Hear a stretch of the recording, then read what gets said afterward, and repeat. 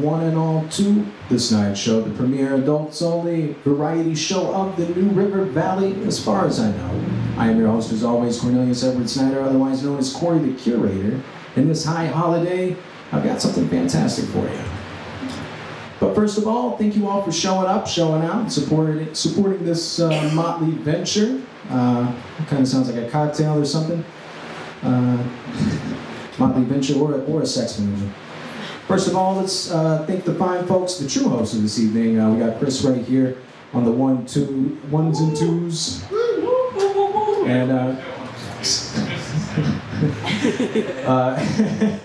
And Sarah next door, who is overseeing this whole thing here.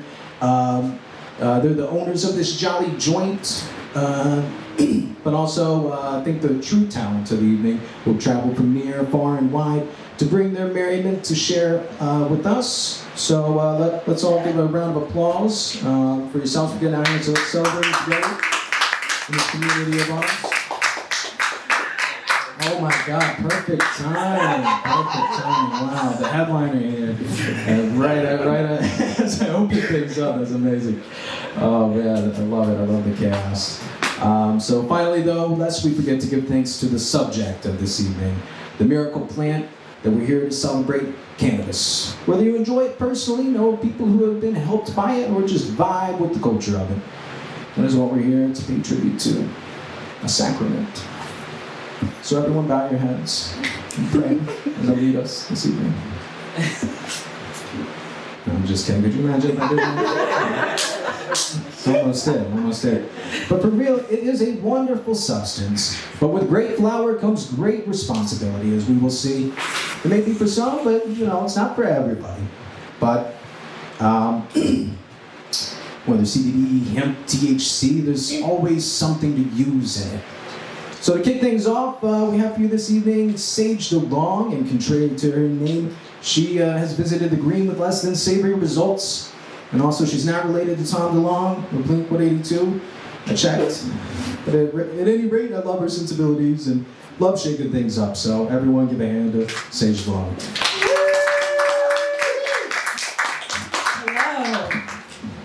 I came here with the plan to be sober, and I don't think I'm going to leave sober. So, I'm going to try my best. I don't smoke weed. I look like I smoke a lot of weed. If I had $1 for every time I was hired on a show because I look like a stoner, I would have $1. And that would be today. I didn't really know what to expect coming here. They said, it's going to be a place. You're gonna go and tell jokes. I was driving on the highway and then I was here. So we got it, we're down. But I'm gonna tell you guys some jokes. So starting off, just like to survey the room, does anyone in here smoke weed at all? Okay, yeah, got it, perfect.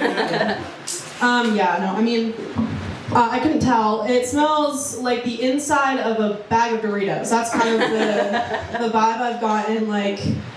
I feel like you take one bong rip and then suddenly you just never need to shower again. That's what I've gathered from stoners I've met. There's a lot of body hair in this room. Do you know what I'm saying? It's a hairy room. I feel like they give you your medical marijuana card and then they make you throw out all your razors and shampoo. That's what I've gathered. I don't know, this guy right here looks like he drinks bong water so sorry. Crowd work is crazy in here, I'm not gonna lie, this is gonna be rough. I would say I'm probably one of the only sober people here. Not for long, as I just said, did not know what I was getting myself into. I can feel it creeping over me. I'm also probably the youngest, maybe, I'm not sure. I'm 19, is there younger? No? Yeah, I didn't think so, okay, cool, that's fine.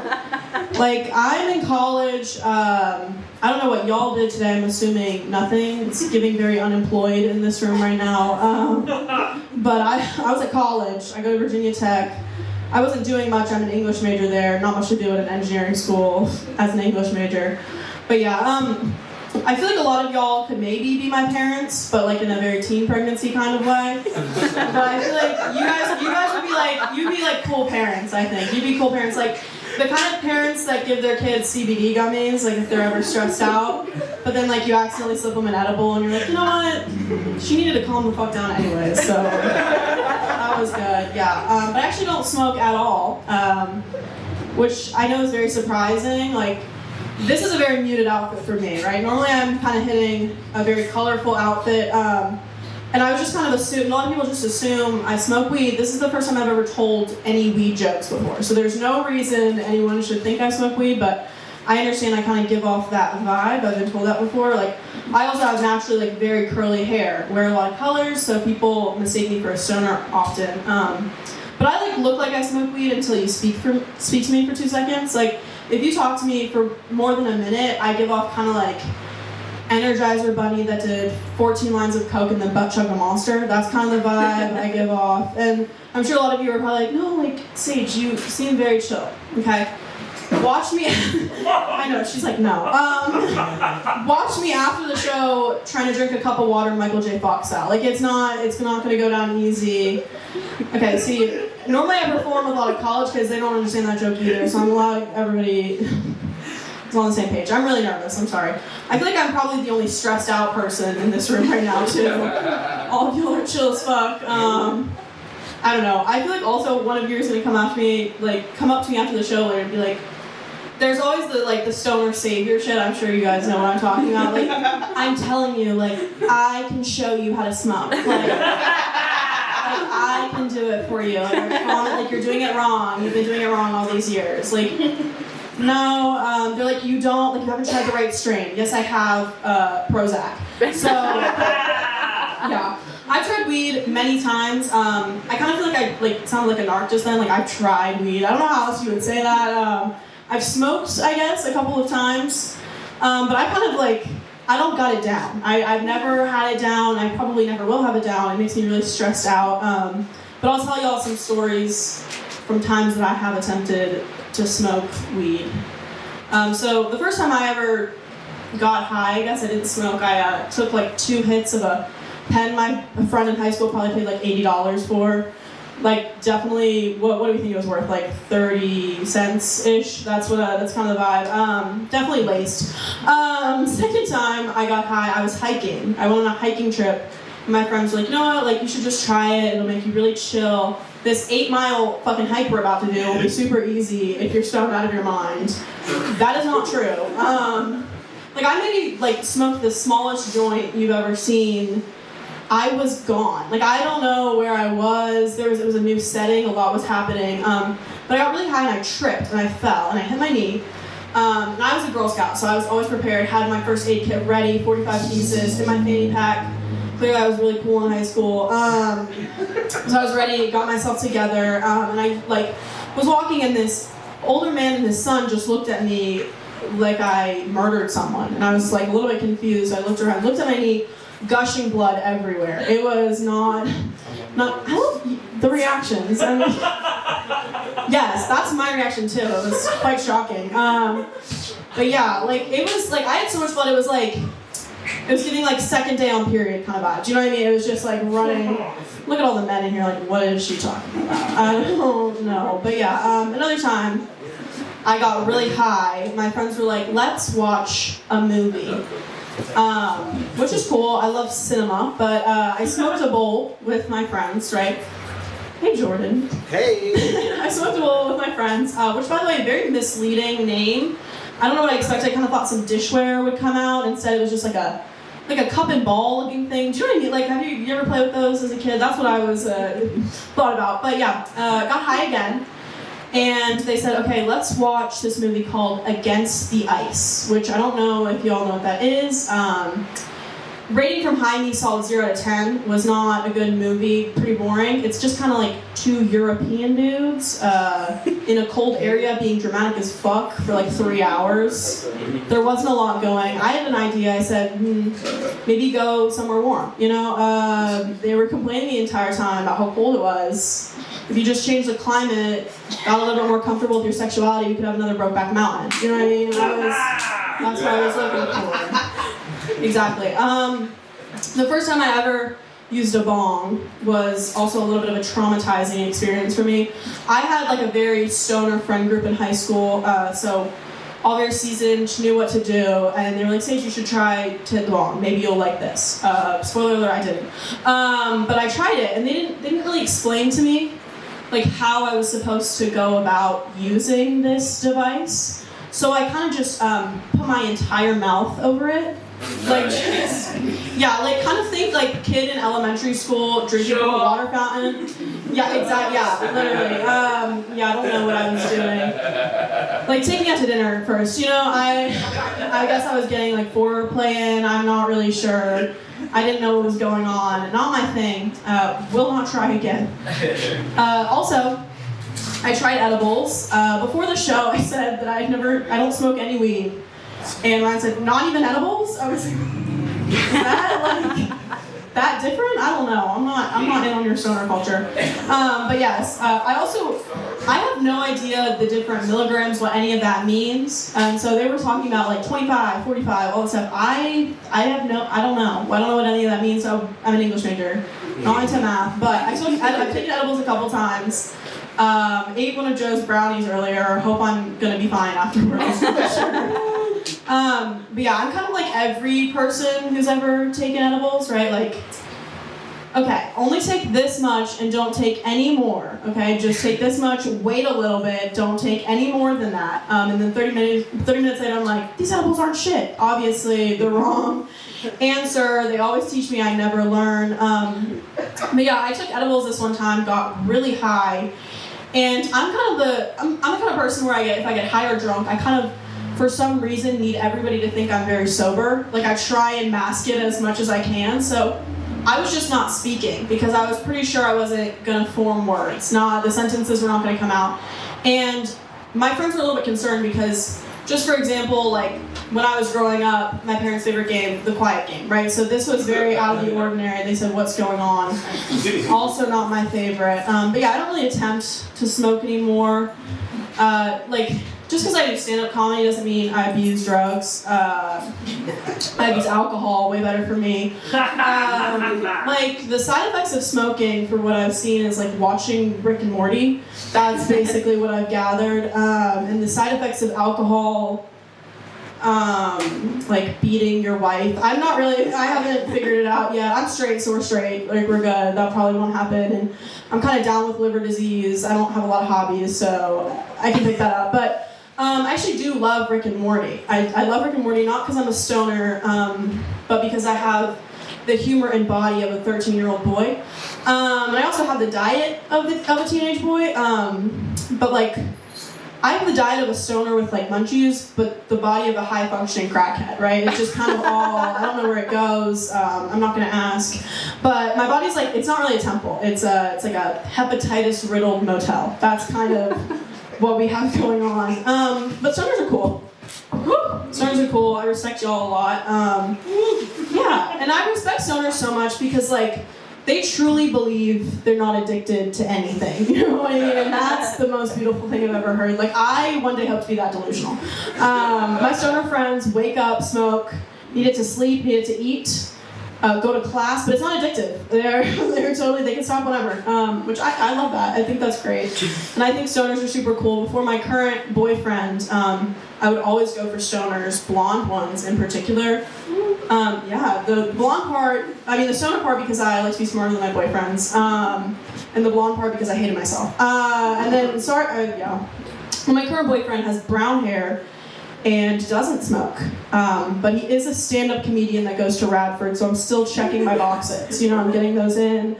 And also he also looks a lot like a stoner. Like, he has a mullet, like wears sweaters. Like, the best context I could give you is we've been mistaken for a lesbian couple at least twice. Okay, that's all I have to say. But thank you, Evan Sage.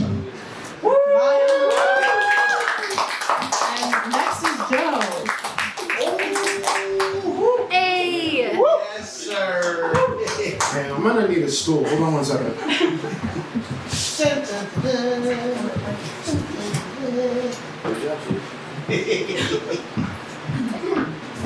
I have such stage presence.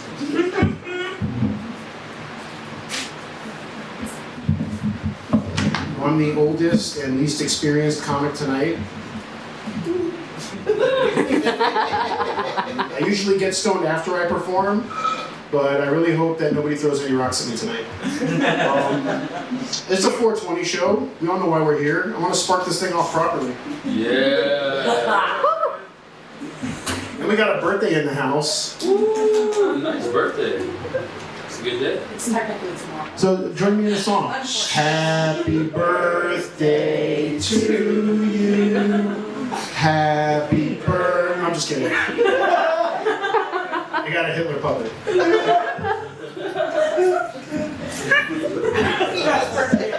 It's okay. I'm Jewish.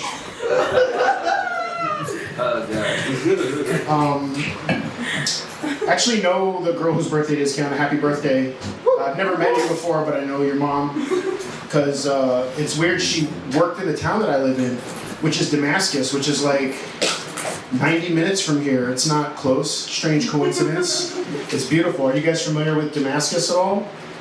Alright, well, it's like a little town in Southwest Virginia. We're located on the Appalachian Trail. So there's always all kinds of like weird hikers and hippies coming through town, which means it's always fun.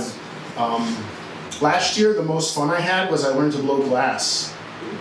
And honestly, I've never met a kinder, more patient thru hiker than glass. And I'm going to be using my notebook also. I'd like to apologize for that. As a Jew with ADHD, I never pay full attention. And I'm a married guy. I've been with my wife for 20 years now. Thank you. We were high school sweethearts. She was my economics teacher.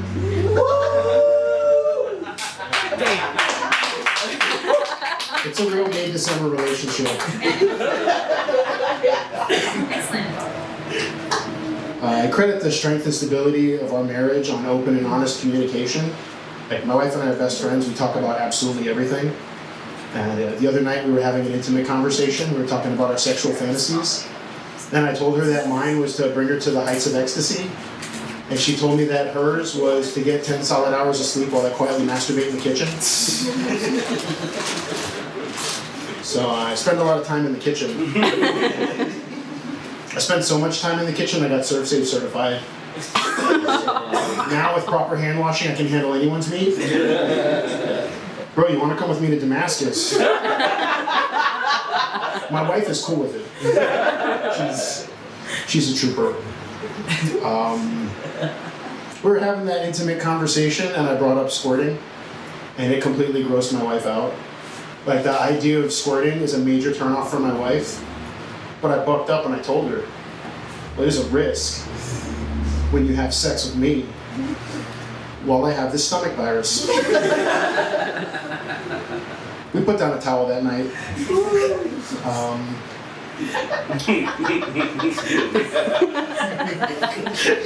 I'm trying really hard to be a better lover for my wife because I'm not really a confident guy at all. So to spice things up in the bedroom, I recently tried incorporating dirty talk into my routine. And it has totally changed the way that I masturbate. I really get into it now. I'm just like, oh God, whose dick is this? Oh, you're gonna make me come. Oh, squeeze the head, daddy. Oh God. And the guy in the stall next to me is like, what the fuck is going on? I got banned from the Olive Garden in Bristol. My wife hates the dirty talk because I keep disturbing her sleep. I love her very much. She believes strongly in birth control. And like I always wear a condom, but she's a big proponent of abstinence. And, when I wear condoms, I usually wear desensitizing condoms. They don't really do anything for my anxiety though. I'm wearing one right now. It is not. I tried Magnums once. That was a mistake. They're very slimming. Made my dick look real small. Putting on a Magnum is like when you're a little kid and you put your foot in your father's shoe. And that's how I learned how to walk in high heels. I'm just kidding, you guys. My father left when I was 3. Oh. That's how I learned how to walk in high heels. And I have a hard time finding them because I wear a size 15. Ooh. Interesting thing about me, my second toe and my pinky finger are the exact same size as my penis. I've never called it a schlong before because it's a little short. And I usually just don't talk to people at all. I try to avoid people at all costs. But living in a small town, it can be really hard, especially a food city. And when people ask me how I'm doing, I tell them I'm living the dream. I just don't tell them it's that one where all my teeth fall out and I show up places with no pants on. I'm not a people person at all. But growing up in my whole life, my mom's told me that I have a gift with animals. And that's probably true, but honestly, taxidermy is just a hobby. I'm pretty good with kids too.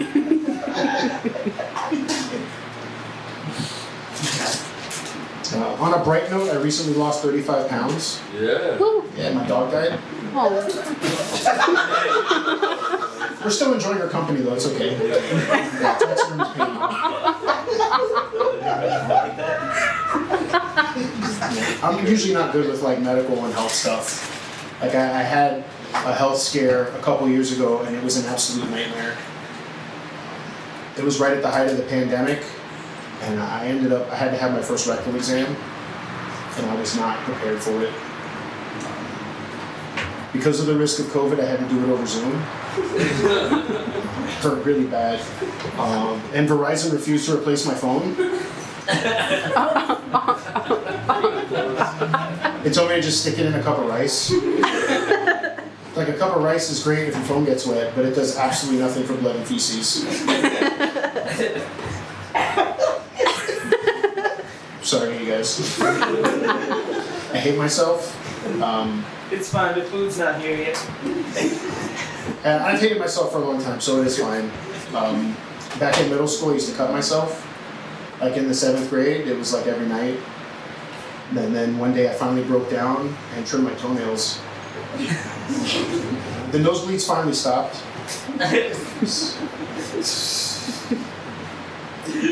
People who have not met my mother wonder why I'm like this. It's my mother. Sarah's met my mother. She wants to be friends with you on Facebook, she told me. She told me. Don't accept the request. My mom's like the most negative person you'll ever meet. Like, not only is the glass half empty, it is not what she ordered. She doesn't appreciate that. She'd like to speak to a manager. I love her though. Like I said, my father left when I was real young. And it was that old cliche where he said he was going out for a pack of cigarettes, and then he started fucking his secretary. My mom's okay with that joke. We're very close, my mom and I. Probably too close. I'm gonna tell you guys about her sex life. She's been single for a long time, and she told me she finally wanted to get back into the dating game. So I recommended that she download a couple apps. But I didn't tell her that I was going to download the apps too and create some very appealing profiles. I wanted to catfish my mom, just as a fun prank. So like I said, we're close, and it was all fun and games till I sent her that dick pic. She recognized my face right away. I was surprised though, she didn't recognize the guy's penis I was holding. I mean, she is estranged from that brother, but he has a very distinctive piercing. Like, I don't know anybody else that has a King Albert, but my Uncle Todd pulls it off real nice. I mean, not I pulled it off, but we're a close family. And like I said, we're Jewish, which is rare around, maybe up here. It's Christiansburg. Are there a lot of Jews in Christiansburg? No. Yeah, it can be really hard being the only Jew, but that's my cross to bear. And I'm not a good example. So if people look to me for what you think a Jew is, don't. Because I love bacon. I love bacon. I think Muslim women are hot. And I got all these tattoos. That's not allowed. I love Kanye. Never really heard his music, but he seems like a real cool guy. When I was younger, I tried to reestablish my foreskin with some super glue. So yeah, I'm not a good example. My wife though, my wife's Jewish too, and she was raised way more conservative. And like she doesn't eat pork still, and she's kept her body clean. My in-laws absolutely hate me. They don't appreciate my sense of humor and the way that I live, especially the foreskin thing I told you. But my tattoos, I think, is the thing they judge me for the most, and I can't appreciate that. Like, who are they to judge me? Like, my wife was telling me that her grandmother had a tattoo. What? You judging her now? Don't judge her grandmother. She was underage when she got it. And she was overseas. They have totally different standards in Europe. Yeah, it was like a German artist, from what I understand. He was working in Poland at the time. Jesus, Sarah, it's not what you think. It was a tramp stamp that said juicy. It was very tasteful. Get the numbers too.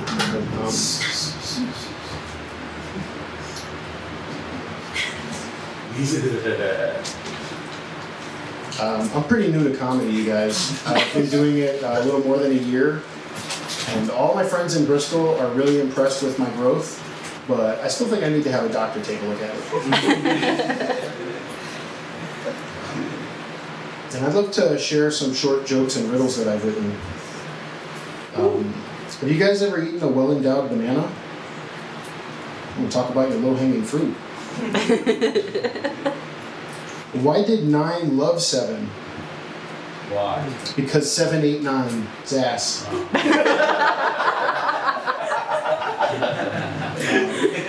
Which came first, the chicken or the egg? Well, honestly, I don't know. But I can tell you this. If I were a rooster, I guarantee you that chicken's coming first. Every time, if not multiple times. Thank you. I'm a proficient lover and I know how to fuck a chicken. Damn. And when I got here, I was trying to write something for the venue and the situation, and it's not totally finished, but can I try this new joke out for you guys? Right. Knock knock. Who's there? That's all I got so far. And I really love comedy a lot, and I'm a big fan of alternative comedy, and I wanted to add a scratch and sniff element to my set, and I had these stickers made, but they don't work. And I know that once I get them to work, that joke about getting a rectal exam, it's just gonna hit on a whole nother level.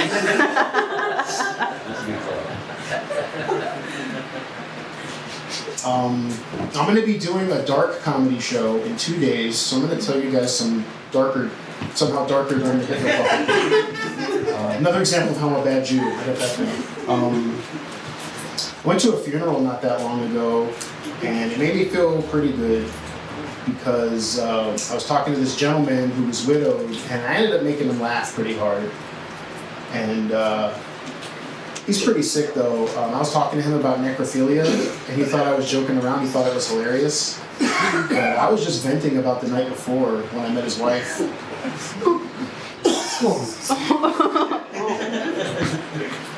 Yeah, I don't get to do a lot of open mics, so I generally go to cemeteries to work out my material, if you guys couldn't tell. Also, I was talking about taxidermy before. It's got to be my ideal hobby because it combines 2 of my biggest passions, bestiality and necrophilia. You guys are animal lovers. Me too. Well, I hope you guys like the brownies that I made. I made brownies, if anybody doesn't know. There's some brownies in the room over there. I'm a pastry chef. I have a licensed kitchen. It gets inspected. There was a time I got actually interrupted while I was baking by the inspector. He knocked on the door. I spilled all these egg whites all over the floor. And that's what I told him it was after I mopped up all the jizz in front of him. Enjoy those brownies, you guys. Thank you very much. My name is not important. I'm gonna throw it back to our lovely host, Corey. All right. Or no, am I? Well, you can also bring See, where did Kenny go? Well, I'm gonna throw. Kenny's over there. Kenny, you came in. I didn't get a chance to talk to you. I don't know how to intro you properly, so I'm gonna throw it to Corey. But I love Kenny Rooster, everybody.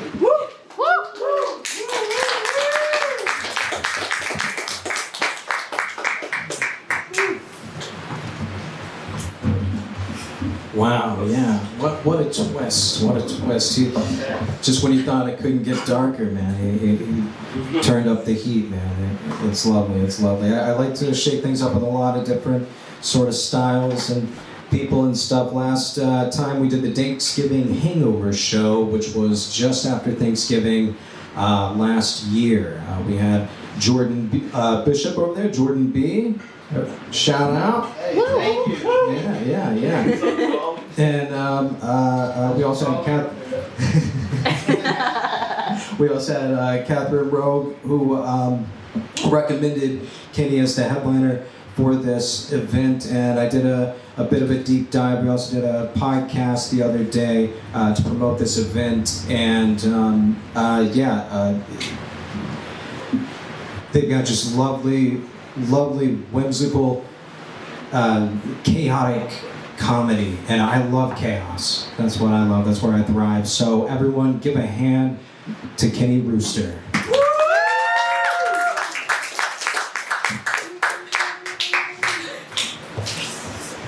All right, hell yeah! Woo! Sorry about that. Okay, everybody, how's it going? Everyone's like, I'm high. All right, that's good. You should be. I got here too late to get high, but that's honestly good for all of us, because when I get high and do comedy, I become convinced I'm doing poorly, and then I try to make jokes about it, and the whole audience is like, we hate this. We don't know what to do. All right, cool. All right, I just want to take a little poll in here. Is anyone gay in here? At all? There are two silent people. It is one maybe. Okay, all right. Okay. Well, then the rest of you should strap in, because I do not read the room. No. I was talking to someone once, and I was like, I think maybe I'm autistic because I don't understand social cues. And this person looked at me and they said, Kenny, you understand social cues, you just ignore them. And that is true. Okay, cool. So I don't wear a bra. Everyone's like, don't worry, your nipples told us. Yeah, no, I don't. And it's not because I'm some radical feminist, Southwestern Virginia. It is actually because they're really fucking uncomfortable. And I don't think it's worth it. Because I think the main purpose of bras is just to lie about where them titties live. Okay? Yeah, no, my titties don't have a collarbone side property.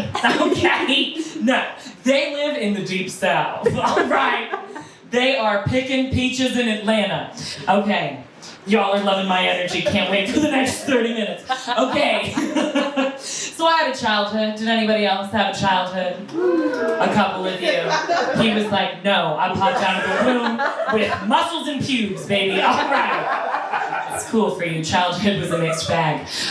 Yeah, I had a father. I used to ask, did anyone else in here have a father? But people got really emotional about it. So I stopped doing that because it killed the vibe. Well, I did. I had a dad. He was a really good man, except when he was horrible. But aren't we all? So, he had a dream for me. Okay, now some parents dream that their kids are going to be rich, or that they are going to be wealthy, or that they are going to maybe even have money. But no. Whatever, we're barreling through that. Okay. Yeah, but my dad's dream for me, okay, was that I would be skinny. And it didn't work out the way any of us hoped. Yeah, but one of the ways this manifested is he made me play sports. And I don't know if you're getting this from my vibe, but I shouldn't do that because I'm bad at it. So he would drop me off at soccer, and I would have to be there because I was a child, and I had small legs. Hello. Yes. Now, so when I had soccer games, right, he would stand on the sidelines, and he would yell, "Why do you run like that? Stop! It's embarrassing!" I was like, well, on this we agree. I would love to stop. Yeah, I didn't just just have a dad, though. I also had a mom. Yeah. No one's gonna clap it up for moms. That's all right. I'm gauging your vibe. I'm not reading the room, but I'm perceiving the social cues. Okay. There it is. Yeah. What I did, I had a mom, and I tried to come out to her when I was 16, and I said, "Hey, Mom, I'm gay." And she looked at me and she said, "No, you're not." I was like, compelling. Okay. Yeah, no, let me hit that with the one more time. I am gay. And then she looked at me and she said, "No, you're not." And I was like, all right, bitch, tactic shift. Do you remember my rugby coach's daughter? Me too. Yeah. We weren't just assembling IKEA furniture down there and high-fiving each other in flannel. And then she looked at me and she said, "Mackenzie," my Christian name. That one tickles me. No, I don't think it's funny. Okay. Right, she said, "Mackenzie, we all experiment with our friends. That doesn't make you gay." Checkmate, bitch. This has officially become a very different conversation from the one I set out to have. Kudos. There it is. My mom and I have been engaged in a lifelong tete-a-tete to see who can impose the most psychological warfare on the other. And I almost always lose. But one time, I won. Because I saw my mom shit herself. In Washington, D.C., in the lingerie section of a Nordstrom's, while wearing white linen pants. Fuck yeah! And I was a total dick about it, right? I was like, "Is this the worst day of your life? I'll pile on." It is. Yeah. But here's the thing, God is ever humbling because I have IBS now. And for those of you that don't know, it means that I'm 27 but 23 if anyone asks. I'm trying to be famous. I'm 27 years old and I've shit myself 9 times in my adult life. And the last one happened very recently in the parking lot of a Walmart. So we all know how my life is going, right? Yeah. Everyone's like, "That's gross." It is gross, but we're all here now, and you're a part of it. You are, much like me at soccer practice, you're stuck here now. And yeah, so I have IBS now, and have I hit that hard enough? You're loving it. Yeah, so God gets you in the end, is the point of that story. Go to church. I don't. So, in a seamless transition, I love to masturbate. I do. I'm very brave. I'll say it. Does anyone else in here masturbate? Y'all are lying. Okay, thank you. You're brave. Everybody else is like, we do not do crowd work. Stop making eye contact. Please look at the door. Right, so I love to masturbate, but here's the thing, right? I'm very old-fashioned about it, okay? I like to get my little fingies in there, okay? I like to swirl them around in some thin-cut deli-sliced ham. You are not the only people who hate that joke. It almost never does well, but I fucking love it, so it stays. Yeah. Sorry about your feet. I just keep playing footsies with you. Yeah. You know, so I had a girlfriend once, and one time, and she was like, "Hey, baby, we should try a vibrator. It will change the game." And I had nothing better to do, so I was like, "Sure." And I learned something very important that day. And that is that when you get in there with your fingers, right, there's this nice build. There's a very nice, like, which is exactly what I sound like when I come. Yeah. With the vibrator, though, right, what I learned that day is there's no such build, right? There's an almost instantaneous, Jesus Christ! And then you can't be touched for the next 4 to 6 business years. I was like, "Get my nipple out of your mouth!" Yeah. So I missed that joke, so I'm gonna skip it. So I do masturbate. watch straight porn though. Dun dun, red flag about me. Am I right, sir? Yeah. I watch straight porn, and that is because lesbian porn is the worst thing I've ever seen in my life, right? This one man got on stage and he was like, yeah, it's just like with lesbian sex, like I've watched the lesbian porn, and I was like, shut the fuck up. You don't know what you're talking about because I've watched it. And it's two of the straightest women you've ever seen in your life who are desperately trying to pretend that they like to eat pussy. And as someone who loves to eat pussy and is very good at it, humble brag, gentlemen, come to me for notes. Yeah. No, right. I look at that and it's insufferable. Essentially, it's just me watching two women hate crime one another over and over again on film. So I hate it. I watched a little show when I was younger called The L Word. Does anyone know what that is? Hell yeah. I brought that gay. Yeah. No, The L Word is a show about lesbians. And in it, right, in like the first couple of fucking episodes, there is this one woman, and she follows another woman into the bathroom, and she just goes, I'm gonna have sex with you now. And the other woman was like, great! And then they had sex, and I was the wettest I've ever been at 14 years old in my family's living room computer. And yeah, but it gave me this pathological fear, right? Because, as I mentioned, and as you love about me, I have IBS. And so I'm afraid that a beautiful woman is gonna follow me into the bathroom and gonna be like, I'm gonna have sex with you now.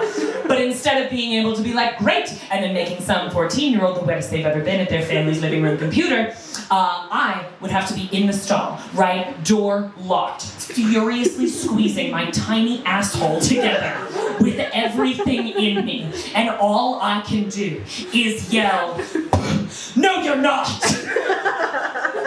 Like mother, like daughter, am I right? Yeah. So... No fucking. Oh my God. All right. I know what it says. Don't worry about it. So I do love. I tried to assemble this set, but I think that I confused myself. All right. I'm gonna ratchet myself back to my dad real quick. Okay. Now we used to have lobster for dinner sometimes. Fancy. And when I was younger, my dad used to let me play with the lobsters and name them. And then I would watch as he cold-heartedly murdered them. And then I would eat them, right? And so I was talking to him about this. I was like, Dad, I think that that's pretty fucked up. And he was like, that's not what happened. And I was like, please go on. And then he said, I thought very long and hard about whether or not I was going to let you play with the lobsters, but you insisted. So like a fool, I thought, well, what's the worst that could happen?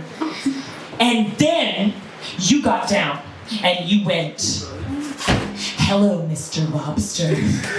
You're really cute, so we're gonna play. But then I'm gonna eat ya because you're delicious. I don't think he ever recovered from that particular memory. We're all traumatized by someone else's childhood, you know? You ever read a book? Really hits home? Cool. All right, so I do really love to have sex, but there are sometimes some things that I don't love about sex, right? A la the vibrator. Another thing, right, that happened to me once is I was having sex, and this girl started choking me.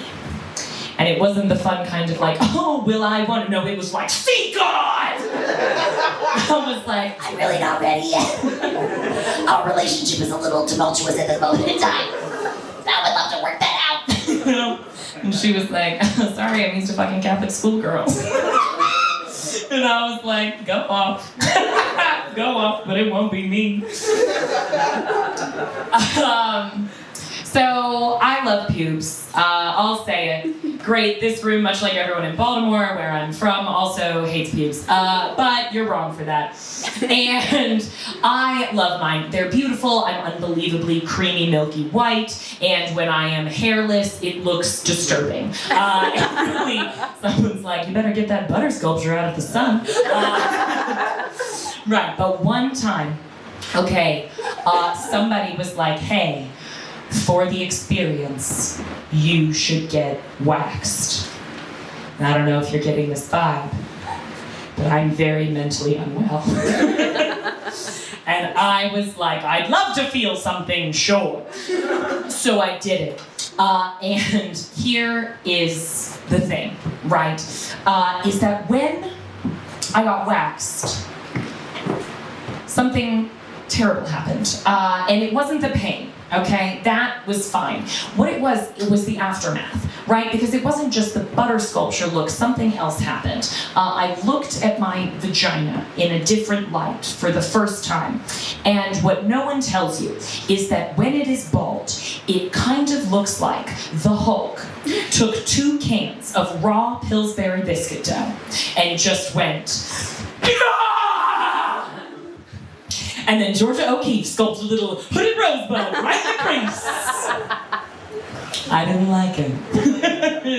But I don't judge, right? I have had sex with many a person, full stop. No, but I have had sex with many a person, and they all keep their situation however they wish to. And in fact, I was having sex with this girl once.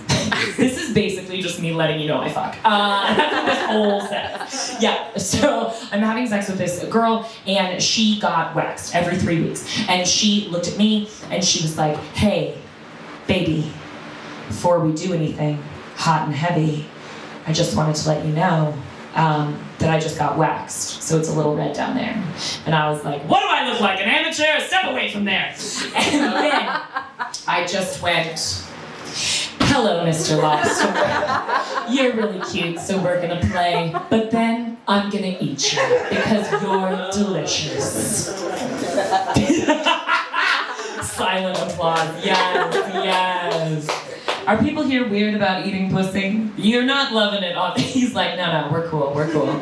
This man does not want to make eye contact with me. I'm not gonna, I'll stop trying with you, my friend. All right, that's okay. Yeah.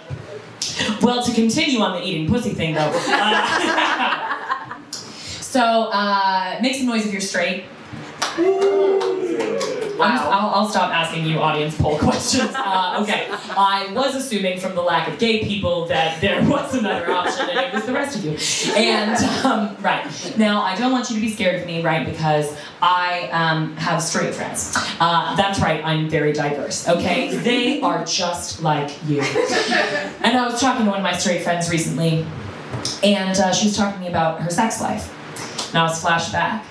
Those ASPCA commercials from like 2002, where they show you the saddest dog you've ever seen, and then old people give them money. To be fair, I would have given them money too, but I was a child and all I had were 3 gumballs. And, right, so I have a rebranding of this commercial, and I'm gonna pitch it to you now because NBC is not taking my calls. So, it's this beautiful straight woman, okay? She's sitting there, full face of makeup. She clearly spends too much money at the waxing salon every 3 weeks so that the men she fucks don't have to know that women go through puberty too. That's right, we're back on it, broke you! Okay, right. I got lost in the pubes, I always do. There it is. Spread the lips, people. Okay. It's worth it. I'll lose the room over that. Okay. Right, so she's sitting there. She looks dead into the camera and she just goes, "Yeah, he tried to finger me, but he went in dry. In the arms of the angel." He tried to eat my pussy, but he didn't know where the clit was, so it was sort of just sucking lip. Fly away from here. He tried to hit it from the back, but his dick was really small, so it was sort of just clapping around in my taint. From this cold, dark hotel room and the emptiness that your pussy feels. Congratulations. I knew that wasn't going to kill here, but I am dignified. Thank you. Yeah, I'm a divisive character. There is. Some people love it and some people are like, when is this gonna end? I'm high and time has no meaning. That's so horrible for me. Yeah, so I used to be quite butch. And for those of you, most of you that don't know, that means that I used to wear cargo shorts and wear button-up shirts. And that's my favorite joke because it's for no one. Because all of the straight people are like, oh, you know Sharon from the Home Depot? Yeah. And all the gay people are like, it's a lot more complicated than that. There are layers. And all of you are right. I am fucking Sharon from the Home Depot, and boy does she have layers, baby! Yeah! Cool. Now, I stopped presenting that way, obviously. And it wasn't because it didn't feel good. It is for one reason, and that is because, as it turns out, what they don't tell you is in some sects of the lesbian community, when you wear cargo shorts and button-up shirts, people do not fuck you back. What? Oh my God! I will change my whole gender presentation over my pussy. You have me fucked up. That is not what I came here for. Oh! I'm over it. I don't ever think about it late at night. Yeah. Yeah. So that's that on that. I am polyamorous. For those of you that don't know. Yeah, thank you. Thank you, baby. Yeah. No. We're polyamorous. And what that means is that I date multiple people at a time. So does Jordan, don't worry. Sometimes people are like, oh, who's Kenny dating? And then Jordan will be like, I didn't fucking ask them. And then no one will follow up with, who are you dating? And Jordan's like, do they think that I'm just following you around? Okay, anyway. That was just for us. Okay, I am polyamorous. That means I date more than one person at a time. And it is because I've always been capable of loving more than one person at a time, but also because I was hoping that I wouldn't be that much of a financial responsibility when divided 3 ways. But sometimes you fall in love with poor people. And that doesn't work out, and instead you just keep exchanging the same $40 on Venmo back and forth every 3 days. There is. Yeah. Right, but I was talking to a partner of mine recently. They were like, hey, Kenny, loving you is hard work. It is. Loving you is hard work. Rewarding work, but hard work. And I was like, that's what they say about adopting a shelter dog. And then they just looked at me and they went, in the arms of the angels. Thank you. That went good. I didn't get to write my whole set on my hand. Yeah, so like I said, I do love to eat pussy. People are like, really? We weren't clear on that. Yeah, no, I do. I do love to eat pussy almost as much as I love to have my pussy eaten. That's okay, I think I'm hilarious. Okay, yeah. Now, it came very naturally to me. I didn't need a roadmap, I didn't need explanation, I just needed one lesbian one time to be like, in order to really be gay, you have to make a girl come. And then I did that, and then the gag is, she did not make me come! I was like, someone's lying. Someone is lying. But, right, hand jobs did not come as naturally to me. I did have a boyfriend when I was 14, and he should really be canonized because he went through some stuff. Yeah, so for hand jobs, right, what I thought I was supposed to do, I just followed my instincts. I was like, why would I Google stuff? The internet only has pedophiles on it. And so I just thought that what I should do is grab his dick and repeatedly squeeze it really hard. And then he just kept going, oh! And I was like, he loves it. He's about to come in his fucking pants right now. I learned later that wasn't his experience. It was shocking. Like I said, I'm unwell. One of the many things that's wrong with me is that I have PMDD. Does anyone know? No, I'm sorry. I just told you I wasn't going to ask you questions anymore. I'm not getting answers anyway. Okay, I have PMDD, and what that means is that for the 2 weeks before my period, I go fucking crazy. And that is tough because women have been doing some really phenomenal work to debunk the myth that women are crazy on their periods. And I'm single-handedly taking it down, baby. Because most women, right, or people who get periods before their period starts, they might cry silently in the bathroom a little more than usual, or eat some chocolates, or like watch a Matthew McConaughey movie. But me, right when I have my period, or actually right before that, I'm counting the weeks. I don't have a lot of good ones in the month. Okay. Yep. The way that it functions for me is I'm like, I didn't get as wet as I normally do, so I'm gonna stop taking my lamotrigine and kill myself. And then everyone who loves me is like, hey, buddy, should you take your special pill? Oh, we think you're going off the fucking deep end. And I often am. I take lamotrigine every day because I'm bipolar. That's right, I've got it all going on. And the thing about lamotrigine is recently when I take it, it hits the back of my throat and tries to choke me out a little bit first. And so I think that they should change the slogan of lamotrigine to "Don't worry, we'll kill you so you don't have to kill yourself." Okay. All right. They don't like dark jokes. They really don't. Is this professional with me? Okay, so I did move to Baltimore recently. Do you know where that is? I'm gonna stop asking you questions. Do you personally, your response, do you know where Baltimore is? I do know where Baltimore is. Yeah, she's educated. She goes to Virginia Tech. Hell yeah. So, Baltimore is in Maryland. It is a wild city, and I love it so much because I am chaos, and so is Baltimore. And there is people there love to do crime, right? And here's the thing, I love to do crime too. But I do it to the Kroger, not other human people. But we all have our priorities, we all have different levels of need. And so there's this man who every night walks up and down my street and tries all of the cars to see who's left their car unlocked. And you're probably thinking, Kenny, what fucking idiot would ever leave their car unlocked in Baltimore? Me, baby! It's always me! But here's the gag, right? Is that criminals in Baltimore are unbelievably optimistic. Because I drive a 2011 Ford Fiesta that just screams I owe Discover credit money. And I do. And he has never found anything worthwhile. He stole my registration pretty early on because it was the only thing worth anything. And then another time he got a fresh pack of gum. But I do have a lot of trash in my car because I'm a raccoon.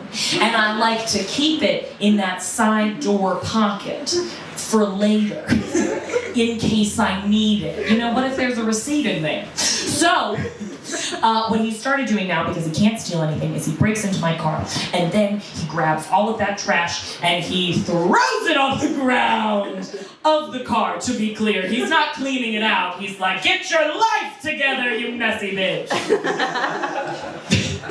He's an ally, is what I'm saying. That's how I like to imagine him. So, how much time? I have 2 jokes. Do I have time for 2 jokes, or was I over 1 million years ago? 4 minutes. Oh, fuck yeah! You're like, no, she doesn't have time. Okay, no. Strap in, people. If you made it this far, you'll make it to the end. So I did move to Baltimore, and there is an app called Citizen that you probably don't need here. But Citizen is an app where it tells you about the wild crime shit that is happening near you. And I love that app because I love gossip. I love drama. However, my roommate had to delete it because one time she got a notification that said woman chased by man with machete. And she was really horrified. Well, I meant woman chased by man with machete, right? And I was like, oh my God, it just happened off the cuff. I was like, how did you escape? She said, 2 things. 1, he was on a lot of drugs, so he wasn't running that fast. I was like, all right, that works in my favor. I love that one. And then she said, also, I have a massive husky dog. And he lunged at him. And immediately that man was like, that's okay. I was like, that's all right. Yeah. And so I was like, all right, bet. I should get a dog. So I went on Craigslist and I got a Chihuahua. And exactly. I was like, honestly, he's so fucking loud and shrill that if I was on that many drugs, I would also run the fucking thing. So I think it works out.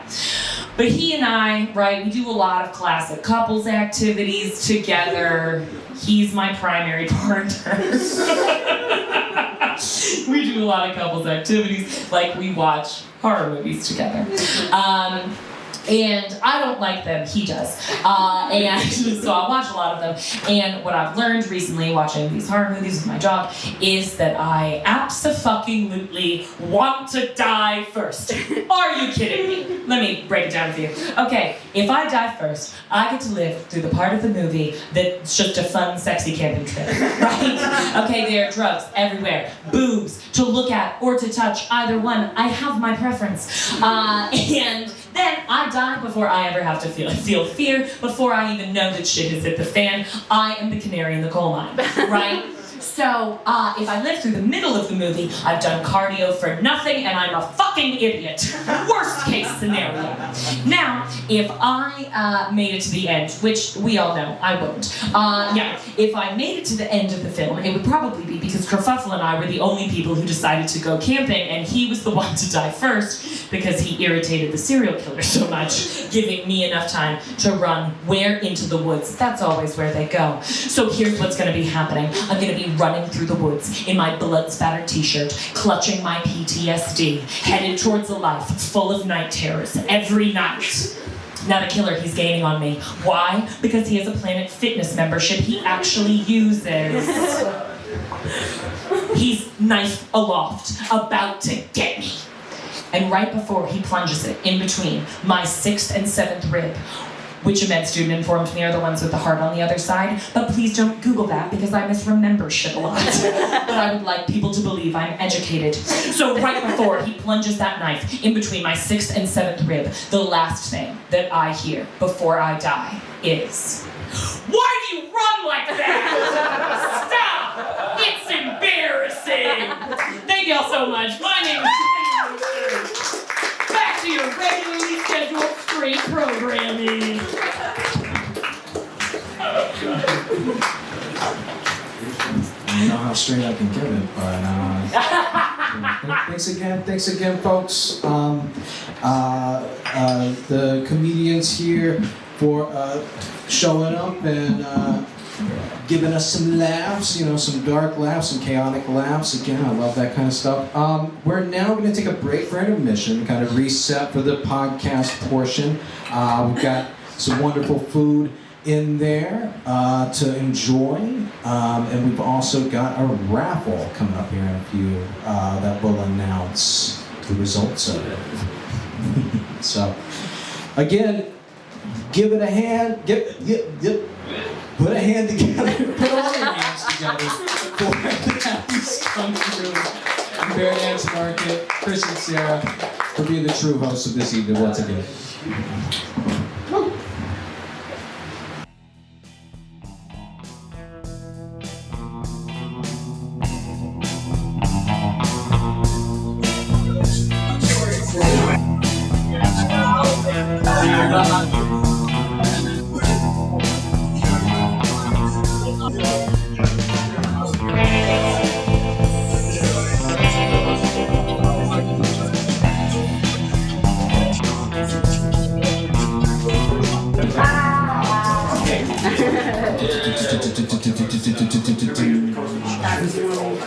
Oh yeah, Just a couple hours. 464-003. Oh yeah, because it's so strong. 464-003. Oh yeah? Stop the count. Well, you, sir, are now the proud owner of this. Now, let's explain to the folks at home what this is. Here's the ticket. Yep. Hey, edible, that's probably clean. Yeah, thank you. So this right here is an Amanita chocolate bar. It's got 4,200. There we go. Went to the perfect gentleman. That's all I had to say. Thank you, Master. I love Yes, sir. that sweet shirt. It's so fucking fresh. Thank you. Ah, man, this is like my lucky shirt now. Next, we got here the main event of the raffle. A whole goodie bag of goodness here. We've got a chillum, we've got a flower bundle, we've got let's see. Oh, it's that receipt kind of. We got some Crystals and Pistols gummies, and we got some stickers. All right.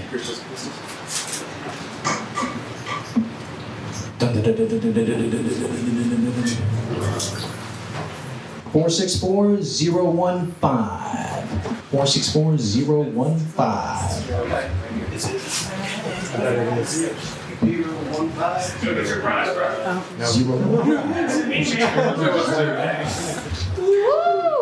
Oh, it's Ernie. All right, buddy. All right. There you go, Ernie. Yep, let me see that. Looks good. Okay. All right.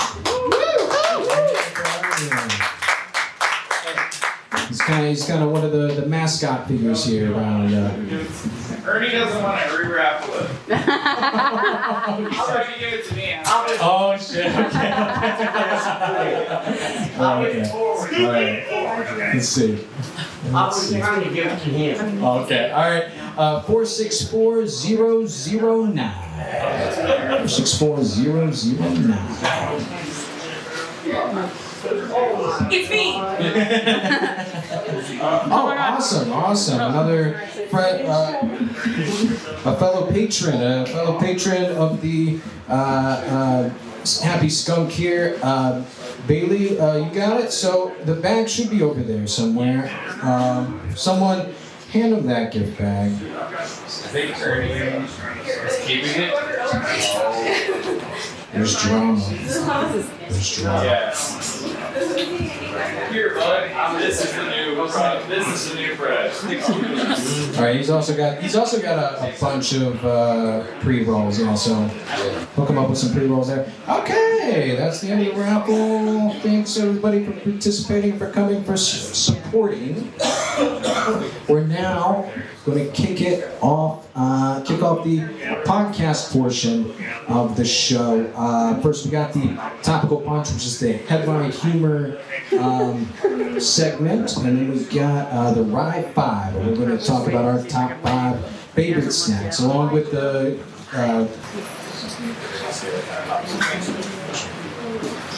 folks. Well, at any rate, I'm just going to power through the Topical Punch. I'm going to just, like what do they call those? The big funnels with the holes on it, like a beer bong. But I'm going to hook it up to this Topical Punch here. So we're all here for 420, so let's just get it out of the way. Today is the annual celebration of cannabis, weed, ganja, Mary Jane, devil's lettuce, or pot. Despite its legalized status in 38 U.S. states for medical purposes, many people still view it negatively. However, cannabis can be used for its incredible beneficial properties, which help ease mental health struggles or cancer symptoms, among just some of the most popular. While it may be safer than alcohol, it's still a taboo. But more people are starting to get a more balanced view of it. The plant itself has a fascinating history from being grown for textiles and ropes, early colonists, to its use in ancient cultures as herbal medicine. It's baffling how we went from the widespread cultivation and enjoyment and encouragement from the 1600s here in the U.S., of course, to many being arrested and having a joint on hand in some instances around the world. You know, it wasn't widely used for recreational purposes in the U.S. until the early 1900s, and it wasn't until the Controlled Substances Act of 1970 that the war on drugs was established. The term 420 came about when a group of high school students in San Rafael, California, would meet at 4:20 p.m. to smoke. It eventually became a worldwide code for cannabis after flyers were passed out inviting people to smoke on that day, April 20 at 4:20. You know? But for a lot of us, it's just another Thursday. So if you're here, you're probably aware of all the injustices around. You know, I don't need to lecture anyone on that. But it's just irony. You know, it's irony. So again, you know, that's why we're here celebrating to, you know, continue that path that we're on. But moving along, you know. Something wild here. A different kind of crime.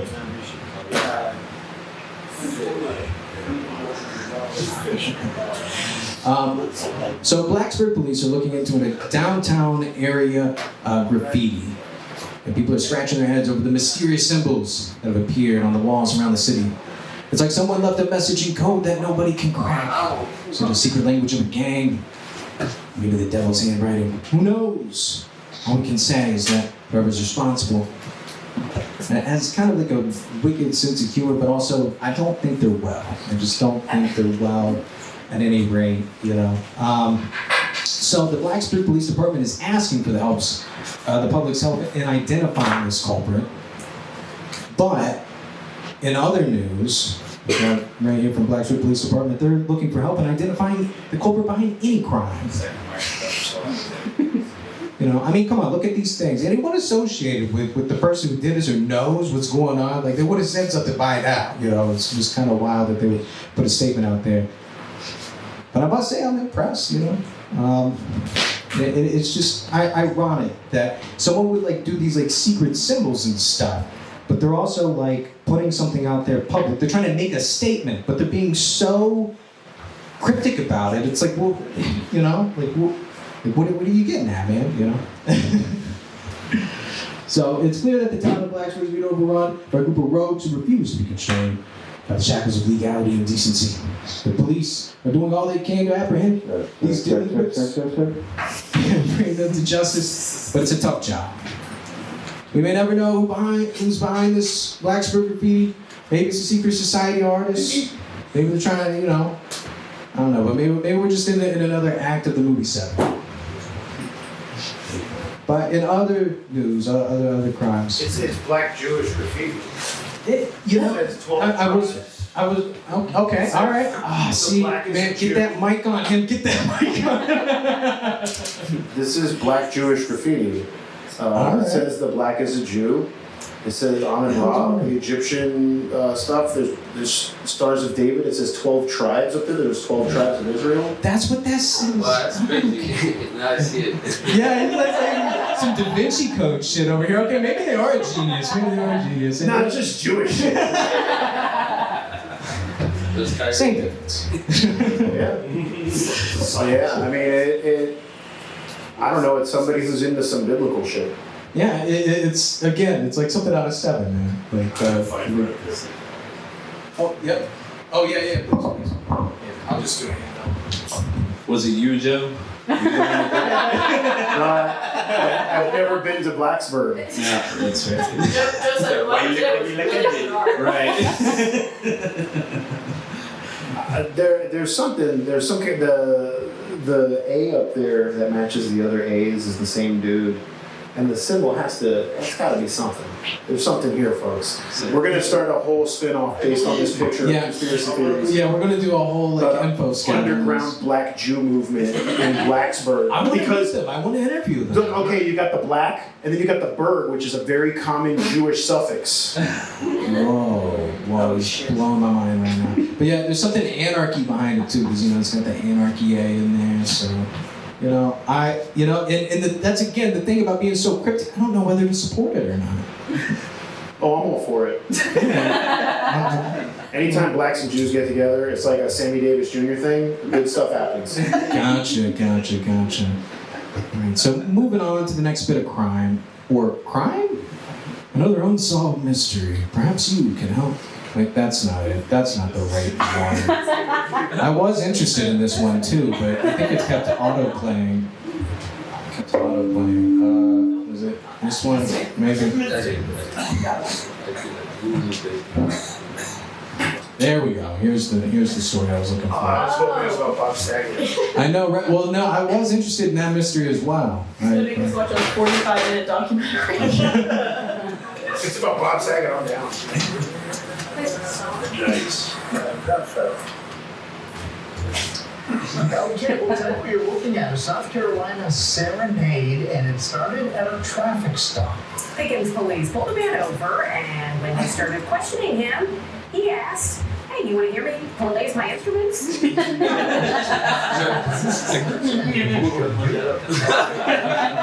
song and a guitar. Listen.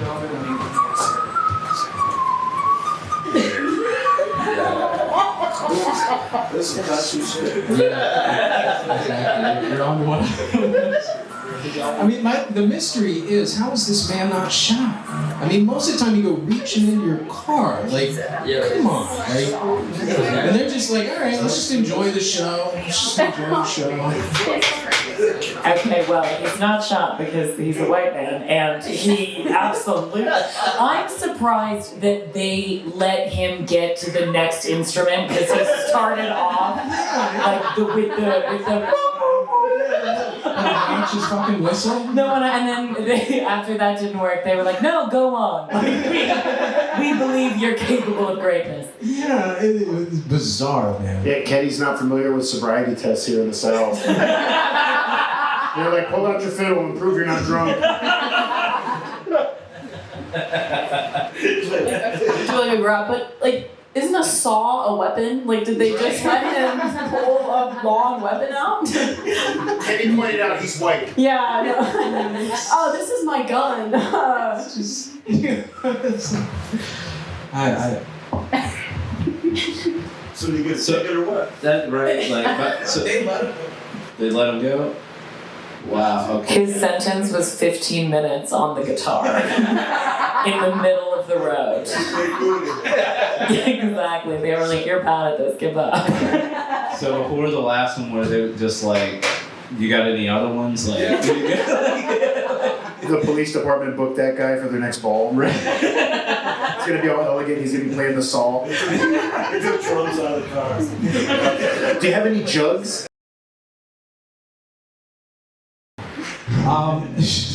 Don't laugh at that, Ryan. Don't laugh at that. So, and then another little bit of crime. Wait, was that a ball joke? I'm just kidding. Wouldn't that be crazy? That was where he drew the line. I was thinking of Riverdale. Yeah, I wish I had one of those hats. It's like the jester cap that looks like it exploded, like real short. I love that guy's hat. So this is something out of Kansas. Residents in Dighton found a folded dollar bill in their yard that turned out to be a little more than pocket change. It was stuffed with meth. The Lane County Sheriff's Office warns that drug users and dealers often transport drugs in folded money or paper, which can be exceptionally hazardous if the drug is fentanyl or something like that. So remember, folks, next time you find money in your yard, let the next person take a crack at it, you know? I don't trust my grandfather anymore. He's always trying to give me folded up money. I have a couple of thoughts, and the first one is, what drug dealer is just dropping his meth-filled $1 bill and in people's yards? Like, he's hopping the fence and he jumps up and down a couple of times. Yeah, he sees what falls out. It's like a paper boy. No, It's your grandson.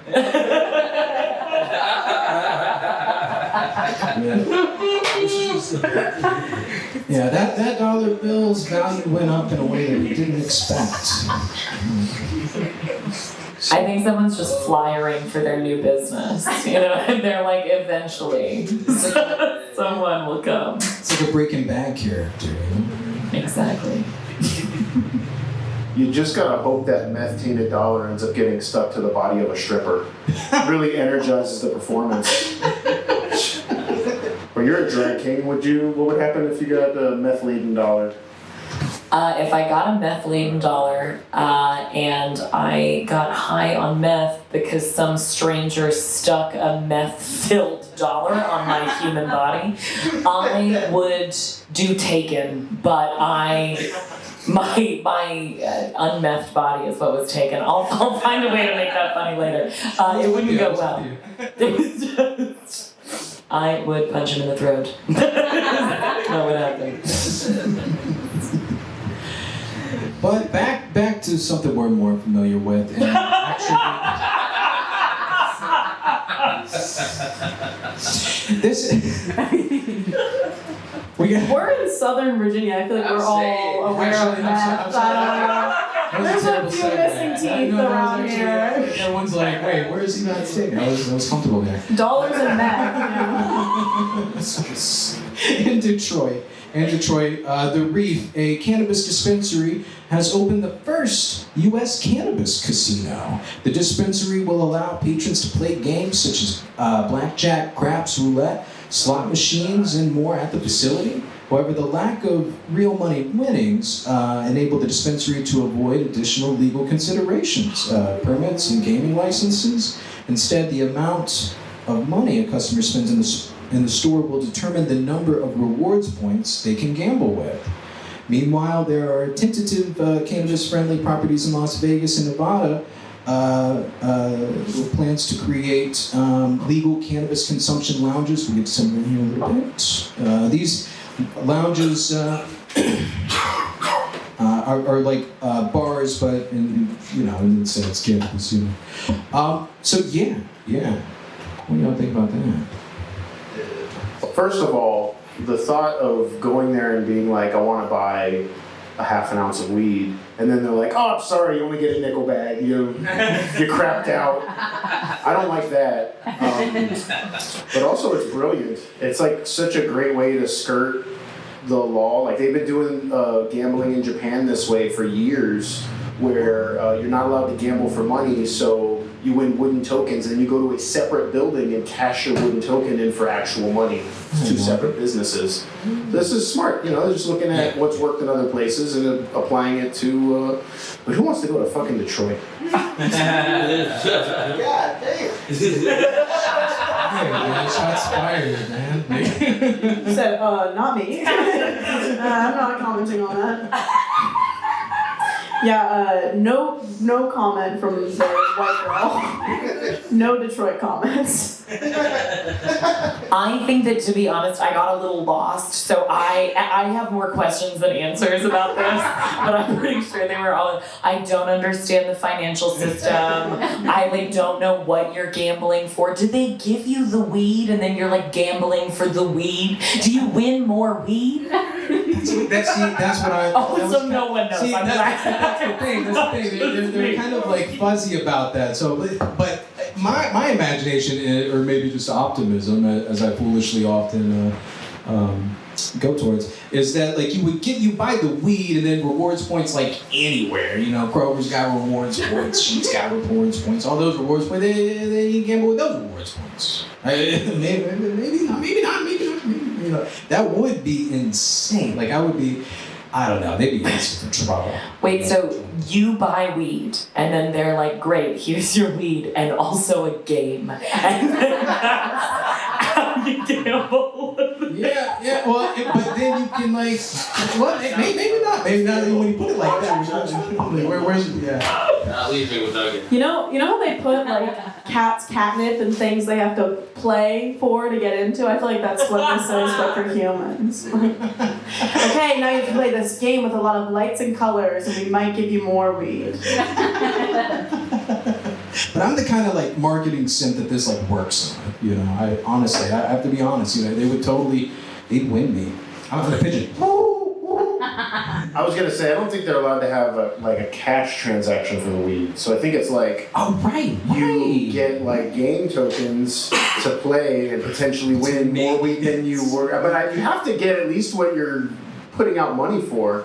But what Sage said is interesting. It made me think of like a scratch off that's made of cocaine, and when all those shavings come off, you snort them. Yeah. No one take that. That is property of the Snide Studios. Okay, I have another pitch.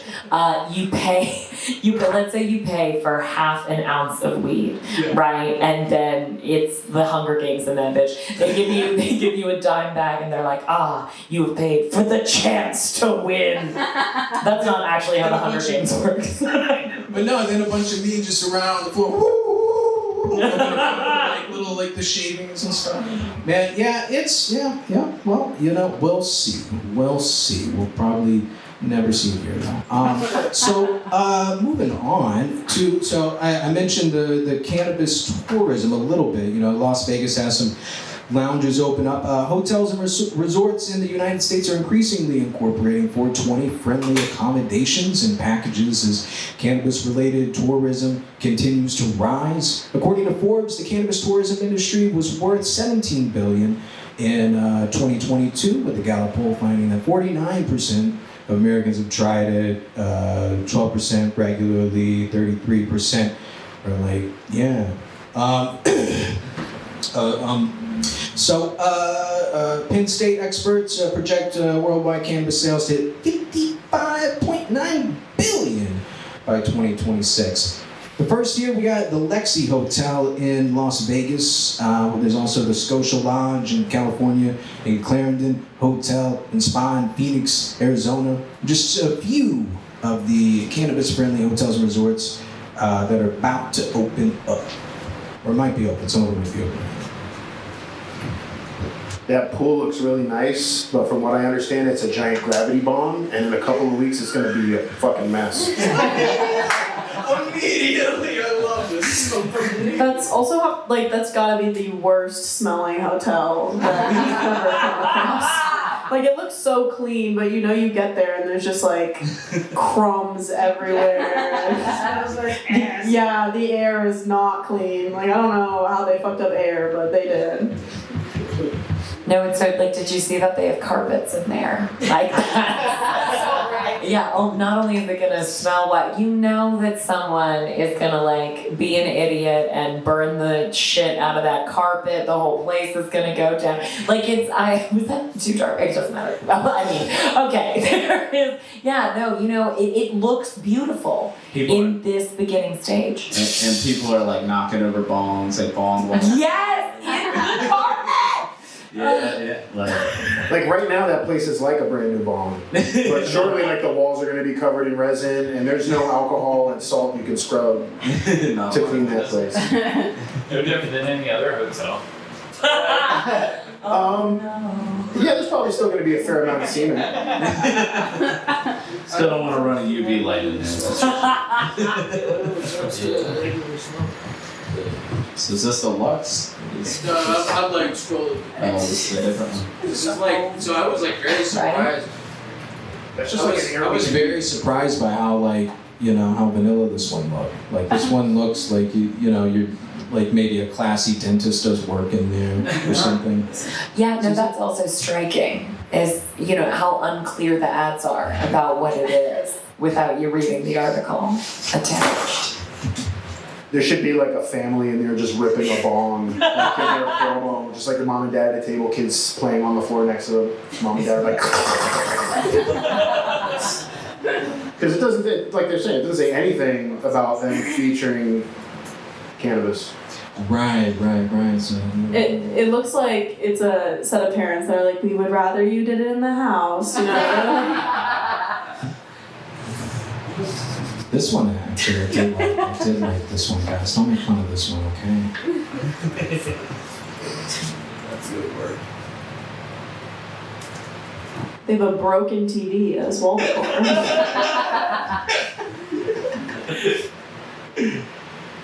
Couldn't see, man, my mouse is going crazy.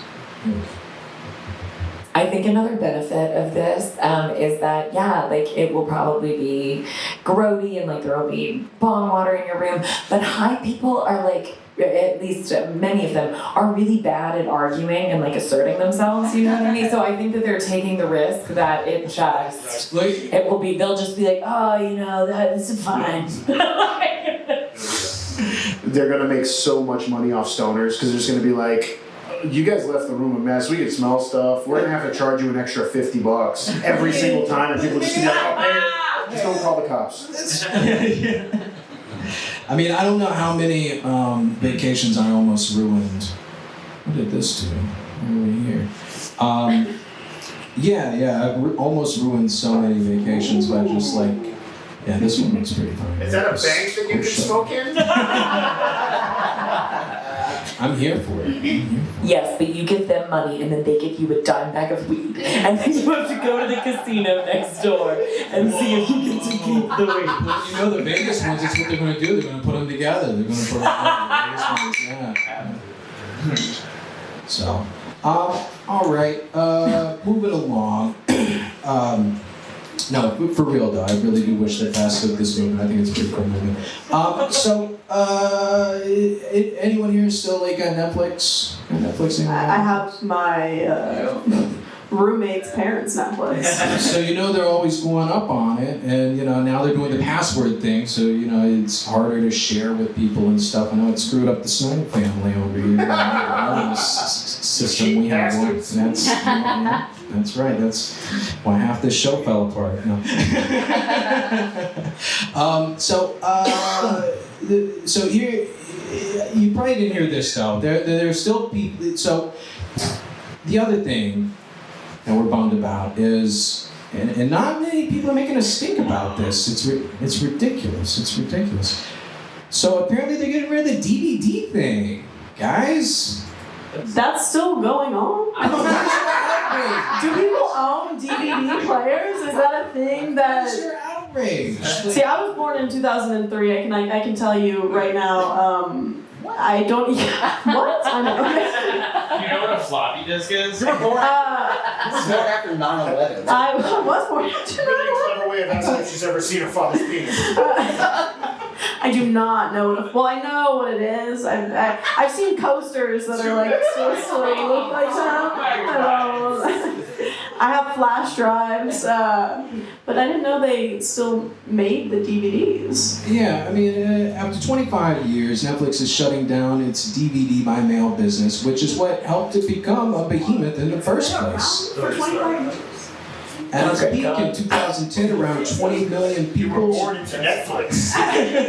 subscribe to the DVD service, but it has since become anachronistic in the face of streaming. The company will ship its final DVDs to its customers on September 29th of this year, after sending out over 5.2 billion discs since 1998. You think any of those people are gonna like send them back? You think there's gonna be some of those rule followers that are?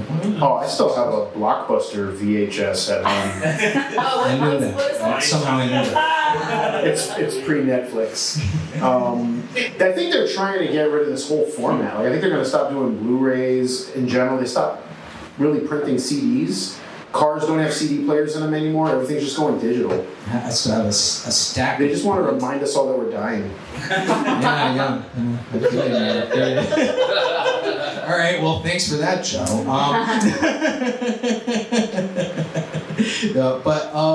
I still have a stack of blank CDs and DVDs on my desk that I have been moving from place to place anytime I move. And you can probably sell those for good money. My newest computer doesn't even have the info. I don't know what I'm doing. I'm a crazy person.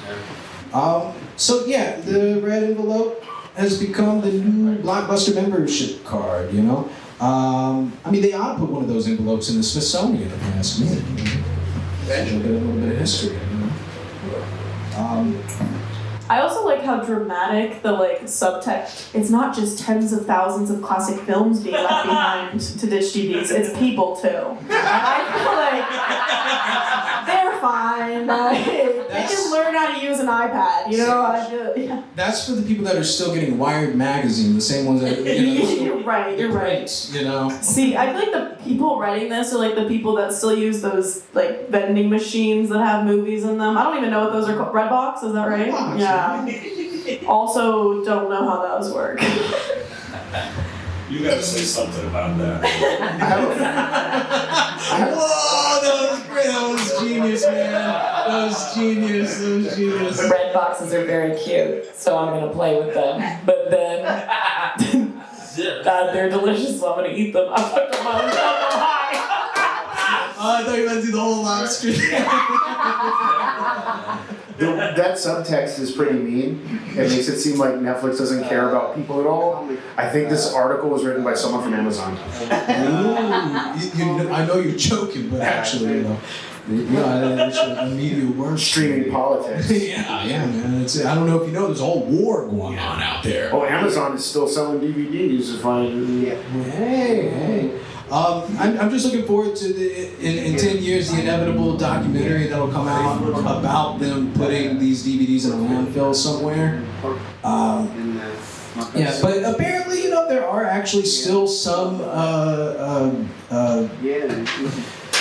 movies and shows that you can only find on DVD, and Sage, your generation's gonna lose. What would be amazing is if they flooded Asia with all of these movies. So like instead of us having Chinese bootlegs here, they have like American real copies. I do appreciate that about Joe. He's always trying to think about things from a different perspective. I'm a man of the world. So that's it for the Topical Punch. I'm glad it came together. That was incredible commentary. Let's go ahead and turn it over to the Rye 5. Woo!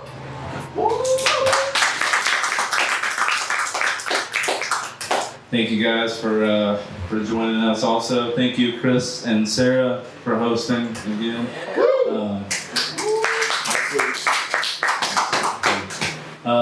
So the Rye 5, I don't know if y'all are familiar.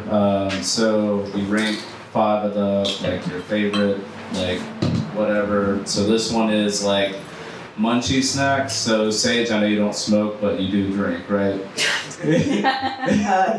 Yes, but if the law is listening, no. I don't know what that is. Okay. Well, generally after you binge of smoking or drinking, you late at night or whatever, you want to gorge in something. Generally you have favorites, your munchies snacks. So we'll start from 5 and then work our way to 1, and then before 1, if you have any honorable mentions to throw in, you can throw those in. So I will start with and in with mine it's in no particular order. Which it doesn't have to be, but so one of mine is honey buns. Those are really great, especially after after a party or smoking or whatever, gorge yourself in honey buns. So it's generally, for me, mine's are generally more sweet things afterwards. Some people like spicy sweet, or a savory, but so honey buns is going to be my number 5. Do you want to do? Let's go first. Yes, go. Okay. All right. Well, since I don't smoke, munchy snacks, I honestly want to take your proposal, and I was thinking about what 5 foods would shock a pilgrim, and I'm going to use that. That's my munchy snack. So number 1 for me is number 5 is going to be Pop Rocks. That's going to be my first.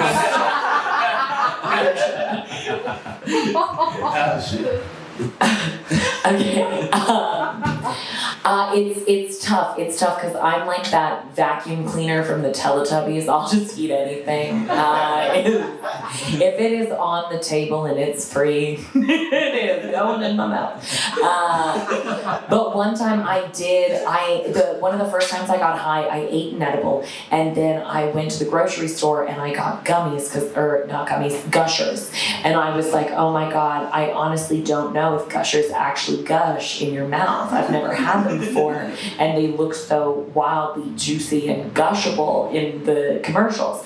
So I went home and I ate the entire 8-pack of Gushers because I kept putting them in my mouth and then crunching down on them. They don't crunch, squishing down on them, and then going, oh fuck, I forgot to. Wait, did it? To be honest, I've never been quite sure what the end of that experiment was. Gushable is one of my new favorite words. Gushable is great. I want to have a tag on my car that says gushable. My number 5 is plantains. I like them fried, I like them chipped. You can have a savory plantain chip, you can have a sweet one. I don't really like tostones, but tostones are good. It's just not my preferred way to enjoy a plantain. I like plantain chips a lot. From Miami, honey bun is a solid choice. As an adult, having a Sam's membership, you get that case of them. Holy shit! It's like if I was a kid and I had that. Oh man, I would have been real popular. All right, so plantains. I definitely would have been friends with you, Joe, and shared your plantains. So the my fifth one, it's a classic. It's a classic. You enjoy it at the movies or at home. At the microwave, Jiffy popcorn. It's I like that it's not a super noisy snack. I'm a pretty corny guy. A lot of stuff I like is pretty corny. Popcorn. Yeah. So do you, for popcorn, what's like your seasoning? What do you do for seasoning? I gotta go for just the movie theater popper. I'm thinking about my puppy at home. Butter. Just movie theater butter. I use like the cheddar stuff. I like for a while. I don't know if they still do it. You could get the Cheetos, spicy, flaming hot Cheetos dust put on it. I like that shit too. Popcorn is solid. Also, I love your puppy, Andy. Shouts out to Andy. Andy? That's her. my dad's name. Andy, at least for him, it's short for Andromeda. Oh, that's not my dad's name. Yeah, I could.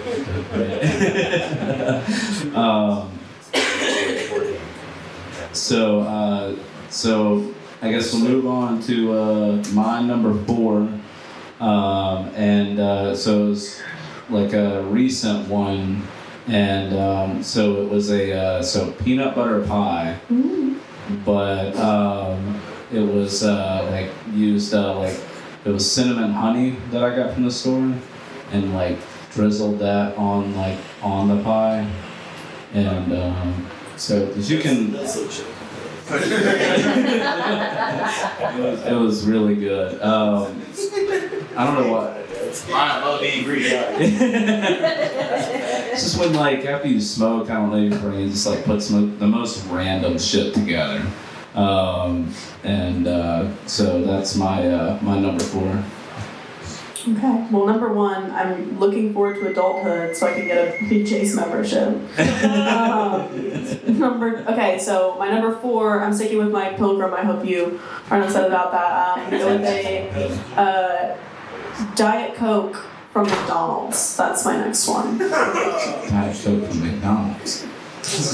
Okay, I'm going a cheese, pickle, and mustard sandwich. Come at me. Okay, I will defend it. It's so good. What kind of cheese, though? Cheddar cheese, extra sharp. Okay. Thank you for asking. What kind of pickles? Dill, obviously, is that a question? Yeah. Fuck bread and butter pickles. They're gross and I don't know who buys them.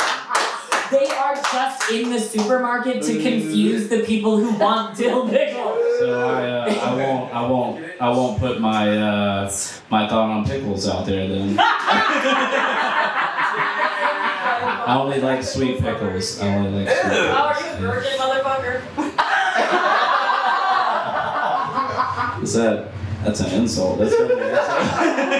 I'm saying, never mind. Are you still talking about pickles?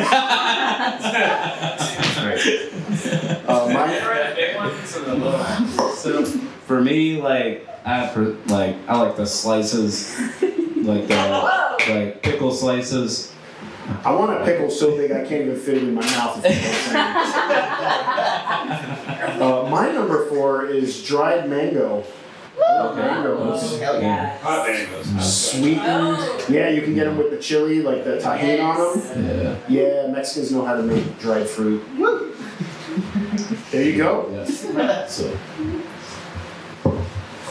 So it's all we've already mentioned it, but pickles. Pickles have become like my favorite munchy thing. They've been kind of like they're good palate cleanser. They're good palate cleanser,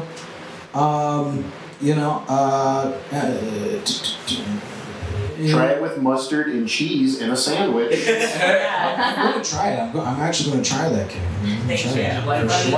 For sure. Right? I know. Look, I'm a culinary god. You just took the sliced ham out of the sandwich and slipped it in. Full circle. Wow. I love that. Brian's like, my number 3 is sliced ham. Preferably honey. But actually, my number 3 is actually a blueberry cheesecake shake and cookout. Oh my god, yum. You stay talking about it. DeAndre's ready to go through the drive-thru right now. But yeah, I love any of their shakes, but their cheesecake shakes are like my favorite. Yeah, cookout. Blueberry cheesecake. Yeah, for where I'm from, there's not cookouts. I didn't know what a cookout was till I got to college, and what a concept, I have to say. That is an interesting place. But for my number 3, again, pilgrims, love them. Actually, that's a take. I take it back. I'm 19. My career is just starting. I don't like pilgrims.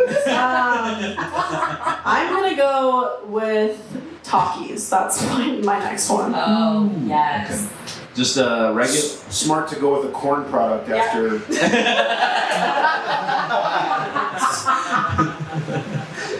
Just like the regular Takis or like the blue. Oh yeah, for sure a color that is not natural. That's not a natural color. What do you want? I don't know where you thought I was going with that, but I was not going there. I'm gonna stay quiet for the rest of this. I don't have a 1 and 2. No response, no comment. I'm having so many thoughts all at the same time.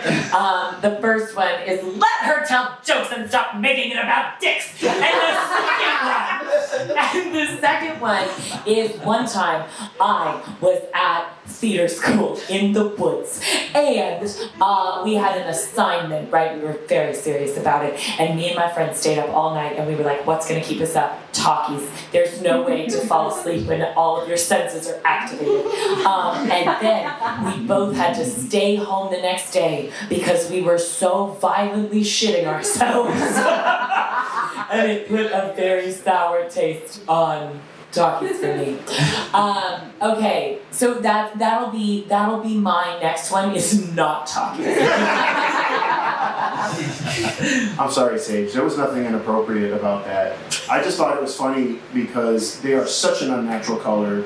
Even the red ones, like anything, because that's what made me laugh. It wasn't a penis thing. I'm sorry. I've created such a terrible image for myself.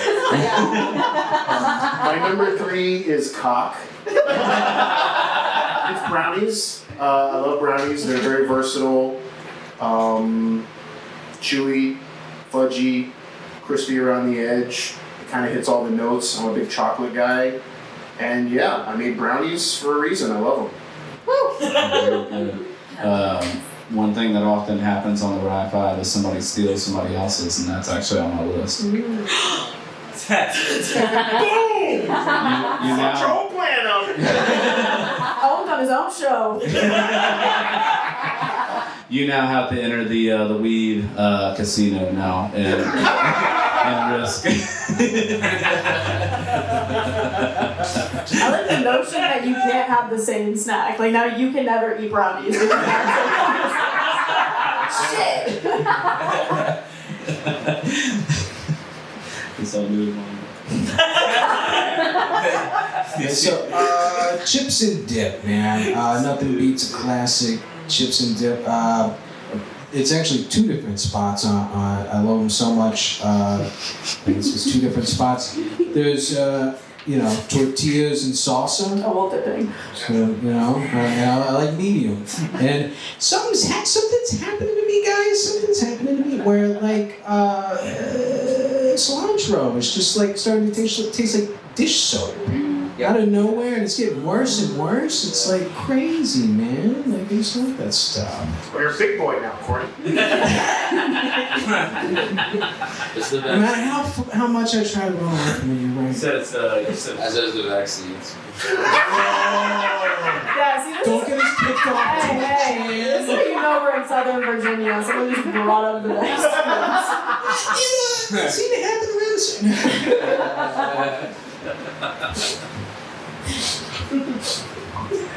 I know what you're talking about. Wouldn't that be crazy if that was connected to them? Don't take it to a real place, right? This night. But no, call back to brownies. I do love brownies. What kind? What brand? What brand? Well, yeah, what brand? Put me on the spot. I'm just curious. Dunkin' Hines, I like Dunkin' Hines. All right, But that's all right. as far as for like a box brownie, but coffee is really good in brownies. So that would probably be.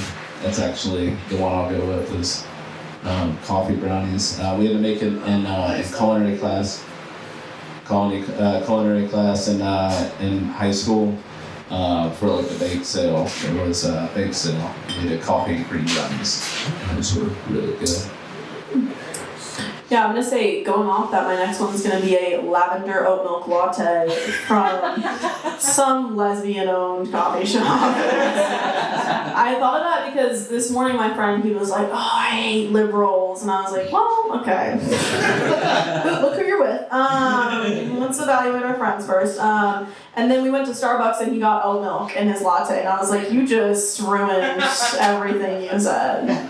But yeah, that's what I go with next. Oat milk. Just had oat milk cold brew from Starbucks earlier. Was it good? With yeah. Good. Was it good? Is Absolutely. this thing on? That's not regular, but it's yeah. Won't be on it because we have oat milk at Beer Dance Market. Oh, Yes, an yes. advertisement. Absolutely, yes. Oh, like product placement, perfect timing. Did you coordinate this? Now our brand new oat milk latte. It's for you. Okay, I am gonna go with a popsicle. I'm gonna go with a popsicle, and there's literally no way I can explain why that is not gonna sound like I'm being like, yeah, I want to give a blowjob to a cold, yeah. Jizzes in my mouth with juice. Okay, here you go.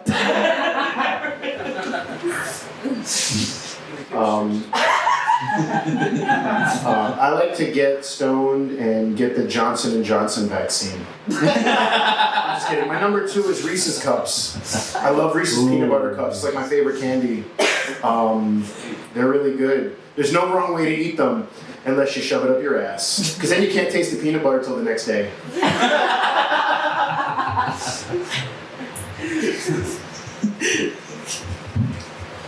The other chips and dip that I like are Ridges and French onion dip. Oh, French onion dip. Like, who hasn't been there where you go to the store, and you buy the big bag, you buy the big dip, and you're like, you know what, I'm gonna make this last the week. I'm gonna pace myself. I'm just gonna do like a bowl of chips and a little dollop, but you get home, everything put away, and you just crush the whole thing. Here's a man that knows himself right here. He knows he's like, I'm just gonna eat it. I'm just gonna. Yeah. Ruffles Ridges are really good because they don't break generally when you go to dip it. Versus like just a regular like Lay's like original like good luck. He is so passionate about this. I do love my food. But, so my last one will actually be a also another sweet. It's s'mores pie. S'mores pie. Yeah, but regular s'mores is good, but I don't generally find myself stoned around a fire. unless I'm lighting something up. But s'mores pie it's solid because graham cracker crust. What's the filling? That's the chocolate. And And it has marshmallow on top. Yes. The baker has cracked the secret. Have you never made a s'mores pie?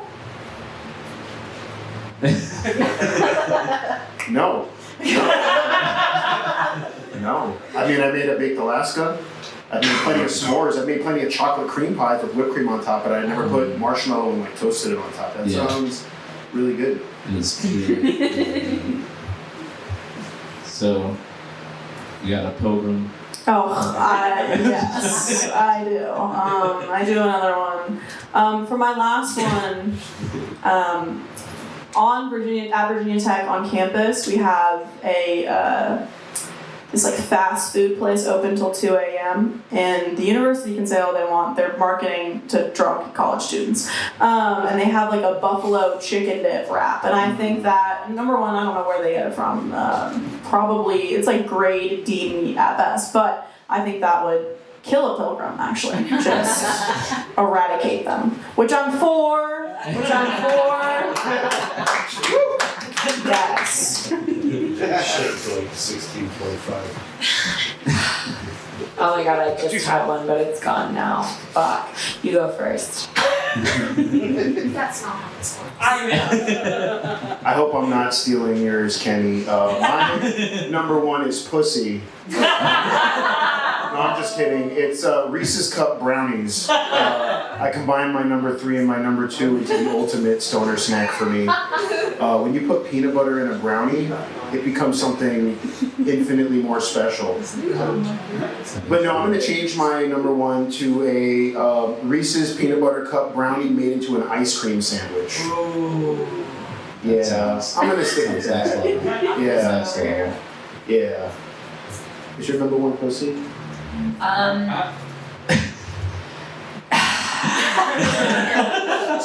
I know. It's like, is pussy a snack or a meal? You know? It can be both. So I would say, my number 1 is pussy, but because this is, this seems to be an edible object section, and you don't chew it or swallow it. Everyone. Okay, I am going to go with cheese balls. I'm going with cheese balls. There's a very nice crunch. I think it's So I also figured out that you're supposed to crunch the balls when I was with my boyfriend at 14.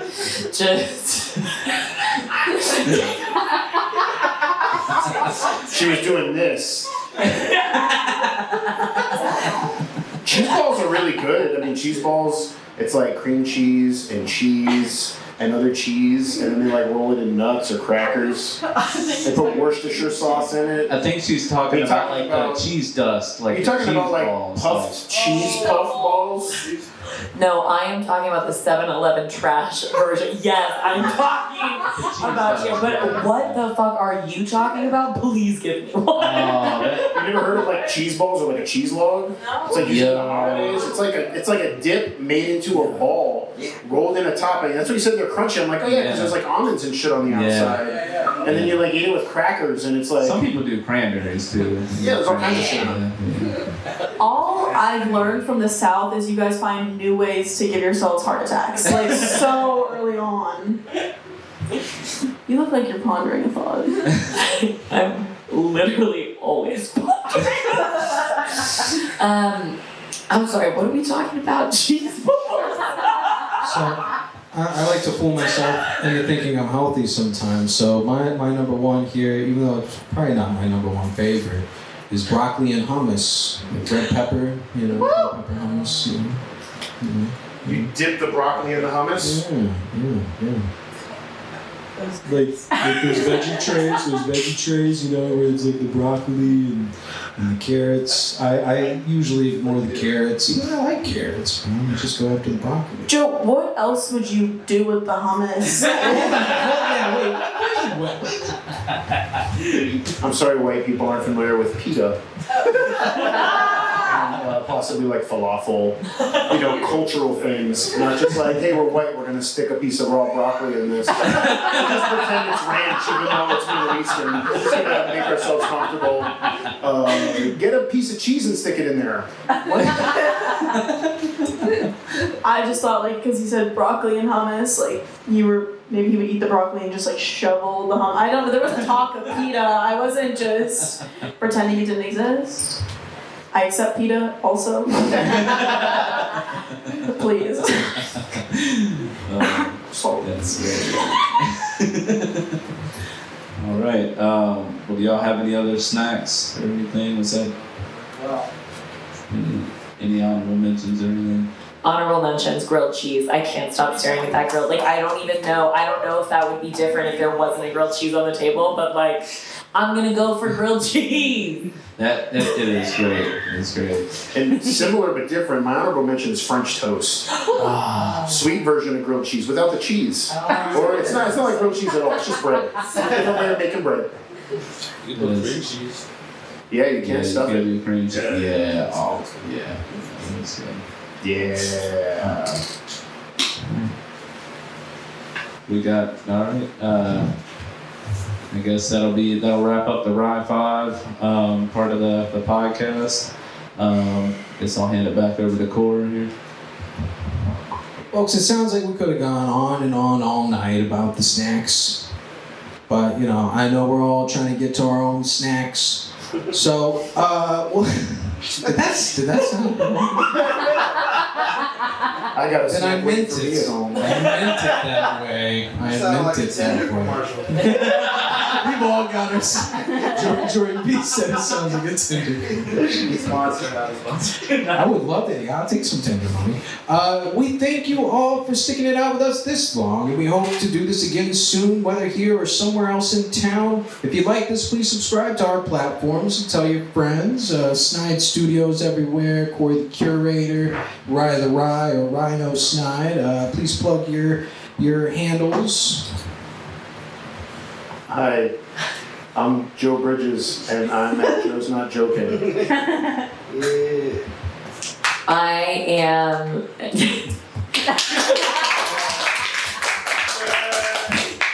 This is like the beginning of Alcoholics Anonymous, and it's for comedians. My name is Kenny Rooster. My parents also failed me.